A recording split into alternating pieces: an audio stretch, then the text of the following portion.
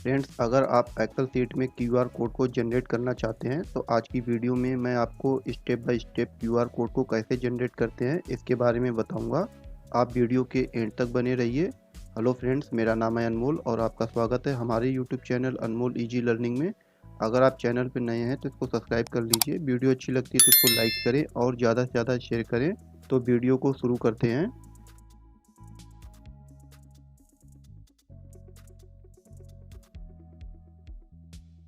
तो फ्रेंड्स, अभी आप हमारे पास एक्सेल शीट में कुछ डेटा देख रहे हैं। यहाँ पे मैंने अपना चैनल का नाम लिखा हुआ है अनमोल इजी लर्निंग, और यहाँ पे कुछ हमने एम्प्लॉय की डिटेल लिखी हुई है जिसमें एम्प्लॉय की आईडी है, नेम है और उसका डिपार्टमेंट है। तो हम इन दोनों के अगेंस्ट में क्यूआर कोड को जनरेट करेंगे। क्यूआर कोड को हम कैसे जनरेट करते हैं इसके लिए हम अपने टूल बार में आएंगे और इंसर्ट पर क्लिक करेंगे। इंसर्ट पे जब हम क्लिक करेंगे तो आपको यहाँ पे एडिंस का एक ऑप्शन मिलेगा। एडिंस के ऑप्शन पे क्लिक करेंगे तो आपको माई एडिंस पर क्लिक करना है। जब आप माई एडिंस पे क्लिक करेंगे तो एक नई विंडो ओपन हो जाएगी। यहाँ पर आपको स्टोर पर क्लिक करना है। इसके लिए आपके पास इंटरनेट कनेक्टिविटी होनी चाहिए।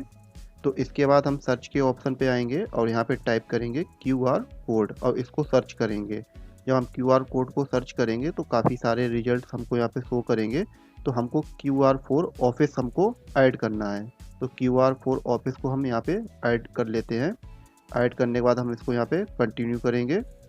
इसके बाद आपको राइट हैंड पे कुछ ऑप्शन मिलेंगे। तो यहाँ पे आपको यूआरएल अगर कोई देना है तो आप यहाँ पे यूआरएल दे सकते हैं।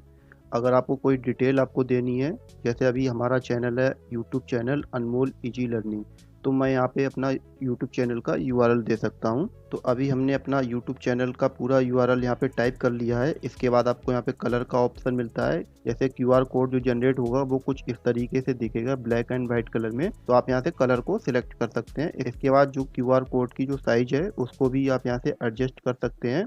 सब कुछ करने के बाद आपको यहाँ पे इंसर्ट पर क्लिक करना है। जब आप इंसर्ट पे क्लिक करेंगे तो क्यूआर कोड कुछ इस तरीके से जनरेट हो जाएगा। इसको आप अपने एक्सेल शीट में एडजस्ट कर सकते हैं अपने अकॉर्डिंग।